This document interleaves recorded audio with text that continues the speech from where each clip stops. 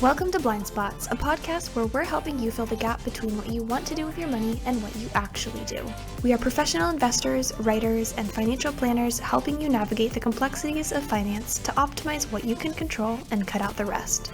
Join your host, Nick Shermans and Aaron Varghese, as we discuss the questions and nuances surrounding everyday money management. Hello, everyone. Welcome back to another episode of Blind Spots. In this episode, we are going to be talking all about early retirement and 4 things that you should consider if you want to retire early. Nick, what is your ideal retirement age? Have you thought about that? Wow, you just put me on the spot. Yeah. I don't have an age, but I want to be able to physically do things. So I'm not going to be traveling around the world if I'm in a walker and I have a degenerate back. Right. So I want to retire, and I don't know what age it is. I try to keep in shape. I try to eat right and do the right things, but I want to be able to do stuff. And for me, stuff means golf. So being mobile, being able to hit the ball more than 100 yards is a big thing for me. So I don't have a number. I want to be able to do stuff physically. How about you? I think I'm the same way. I've seen a lot of people spend time accumulating wealth, and then by the time you are able to use it, you don't have the ability to, kind of like what you're saying. So I think I would be the same way. I want to make sure that I have the money and wherewithal to do what I want, but also the physicality to be able to enjoy it. Yeah, and I think at some point in our life arc, and I'm not sure what age this is, it's probably different for everybody. At some age in our life arc, whether that's 50, 60, or 70, money goes down in importance. Health, experience, relationships all go up in importance. And eventually that baton will get slowly passed. And once I reach that point where I value relationships and experiences and my health more than building wealth, that could be the time that I hang up my cleats. But that's just some of the things I'm thinking about. I'm reading all these books about how most people keep saving, keep hoarding, keep investing, keep building wealth. And they often wait until it's too late to enjoy it.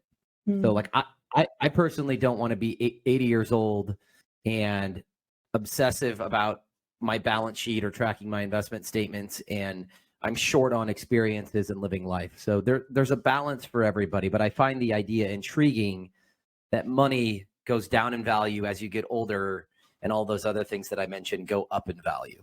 I really like that concept. Yeah, I saw this interesting graphic. I don't think you showed it to me, but I can't remember where I found it. I'll insert it in the video if I can find it again. But it was this graphic of a young person, a middle-aged person, and an older person.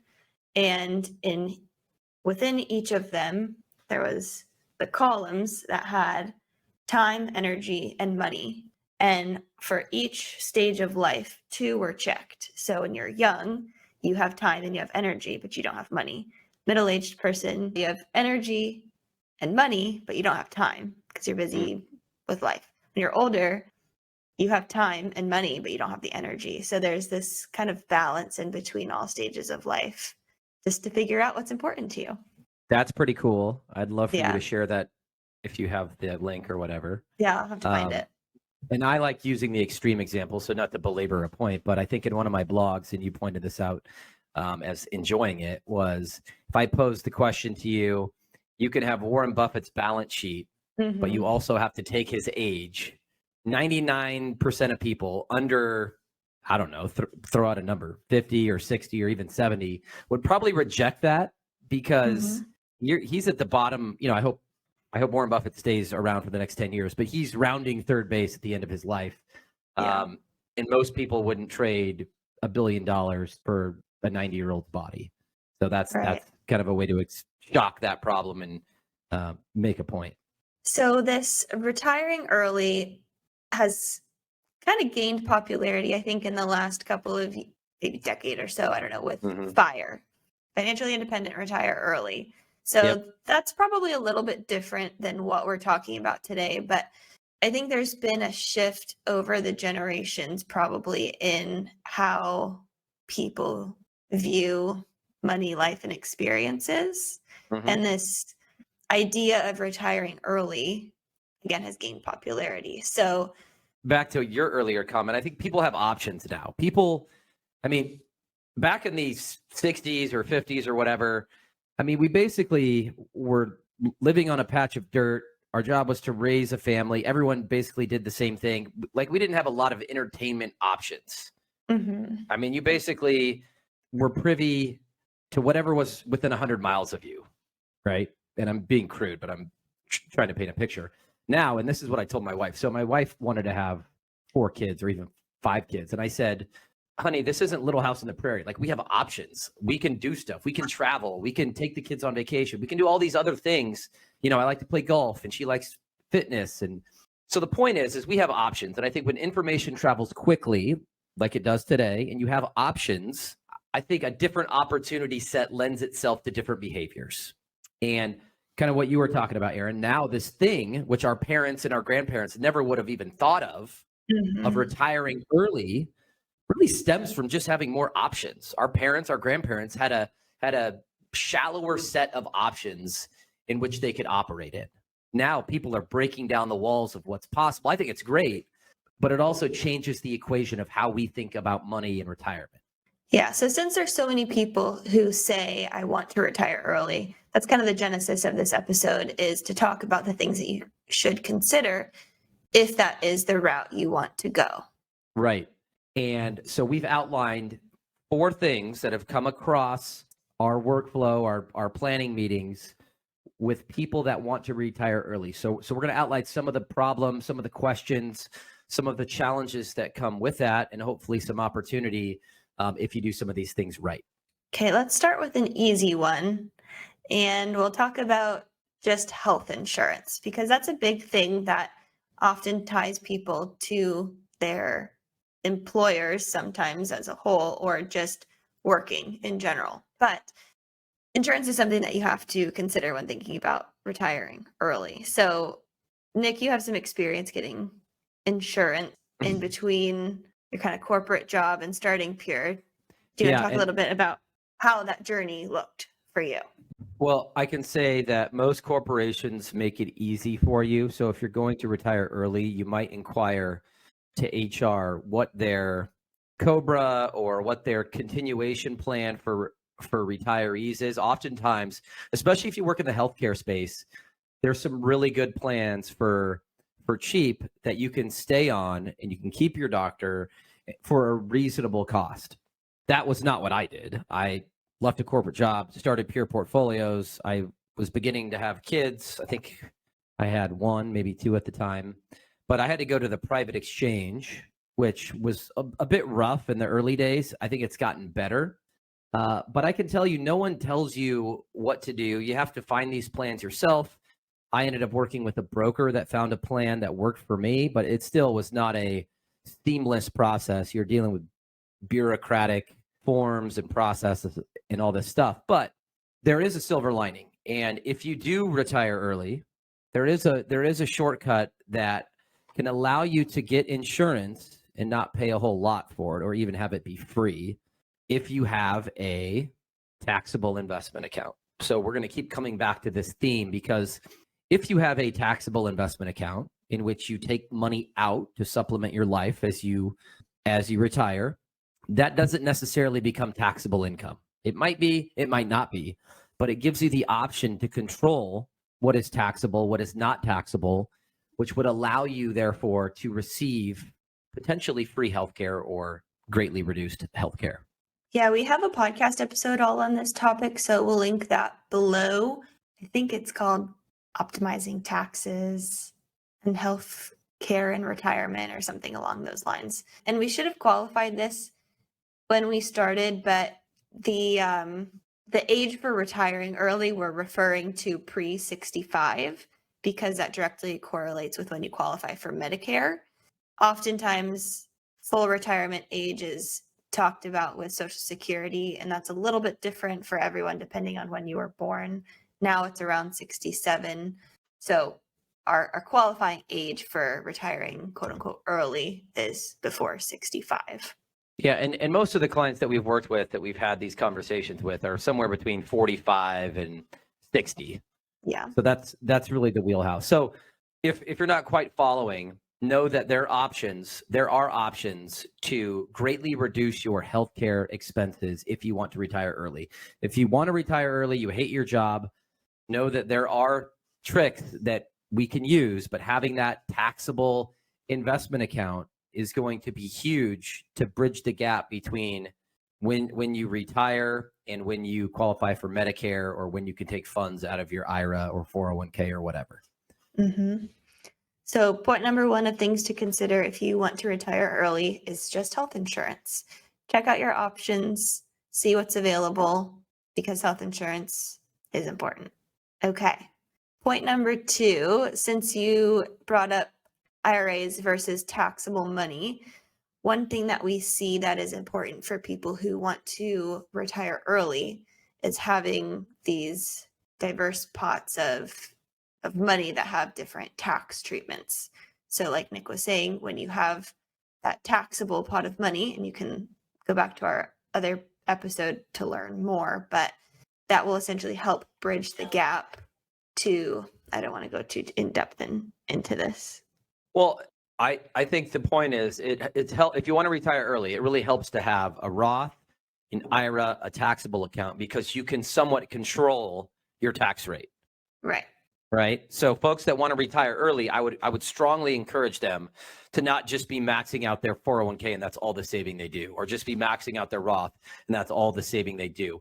If you want to retire early and have flexibility around controlling not only your healthcare expenses, but your tax rate, start to balance it out. Have a Roth IRA, have a traditional 401k or an IRA, and start to build that taxable pot of money, because that'll give you options.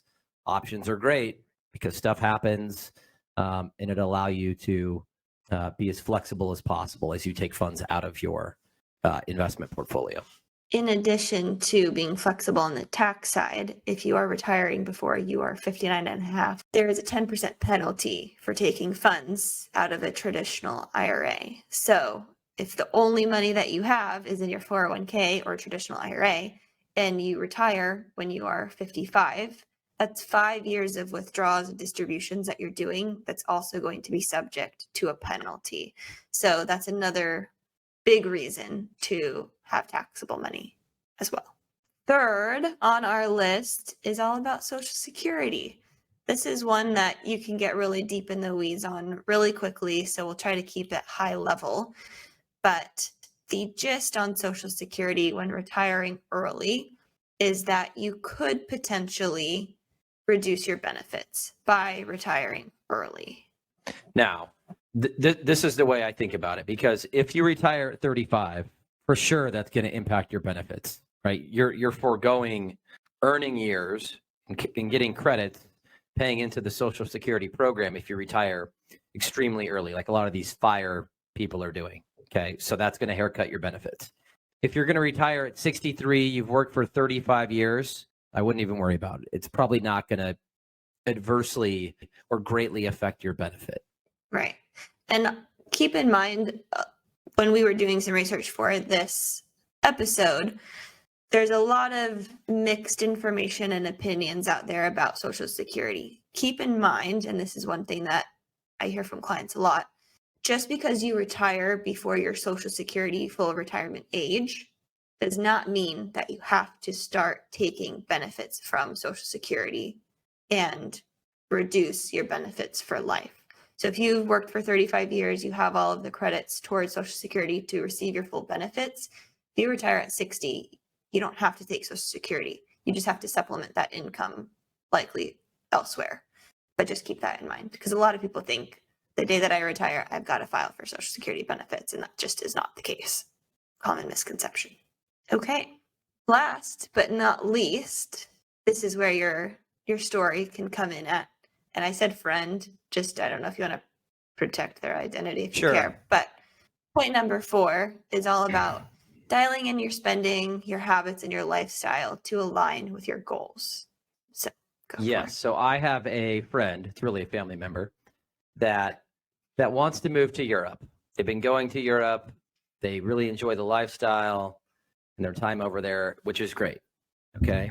They've pointed me to a few blogs of people, of Americans that have made the jump with their family and now they have side hustles, or they've worked for a large company and they transferred over to Europe, and it all worked out great. I'm a firm believer of your behaviors and your habits aligning with your goal.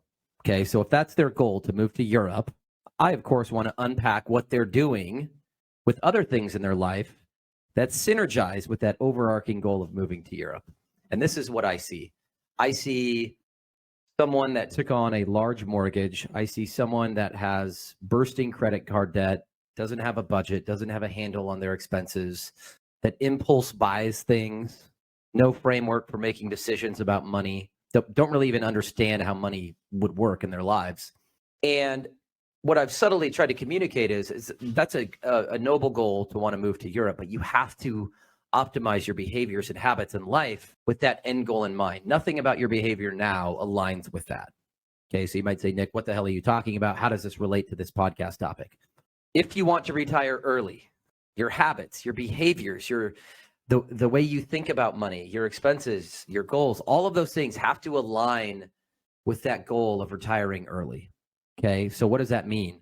It means going through a financial planning process, getting a handle on your expenses, having a really good idea of where you want to live, what you'd be spending, what you'd be doing, mapping out what would happen if the market declined by 20%. Would you still be okay?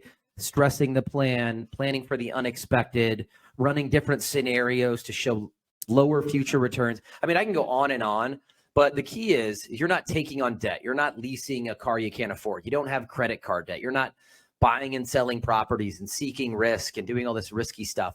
So you need to align with your overarching goal. Perfectly said. A lot of times when we're talking about planning for retirement, whether it's early or not, we just talk about where you're going to live will heavily dictate what your expenses are. So I was working on a financial plan for a client a couple of months ago, and they were on the cusp of retiring. They had this idea that they wanted to move, but they didn't know where. So we put together several different options based on the places that they were thinking about, because their overarching goal was, how much house can I afford if I sell the one that I'm living in Portland? And that whole decision really hinged on where they were going to end up, because they had wildly different places in the country that they were looking at. I said, if you move to California and you spend $1 million, you're going to get a little shack, probably not in an area that you want to be in. If you go to Omaha, Nebraska, and you spend $1 million, you might get a mansion. So kind of pinning down an idea of what your lifestyle is going to look like will help the rest fall into place.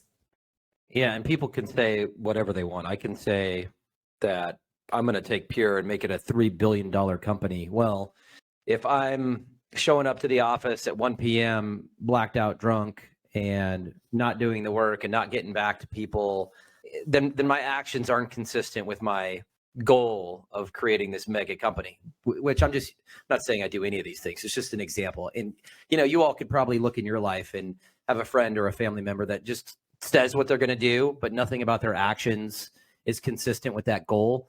That's what we're talking about, aligning your behaviors and habits with your end goal. It sounds simple, but easier said than done for most humans. Mm-hmm. Okay, so just to quickly recap, the 4 things to consider if you want to retire early is looking into your health insurance. What options do you have? Dialing in your different pots of money, taxable versus IRA versus Roth. Just checking and seeing where you're at on Social Security. So you can go to ssa.gov and see how many credits you have towards Social Security. And depending on the age that you want to retire, how that might be affected. And 4th is just dialing in your lifestyle and habits so that you can understand some of those future projections. Okay, I think that's a great place to wrap it up. So if you are thinking about retiring early or you have any questions, you can always reach out to us at insight@pureportfolios.com, and we will see you in the next one.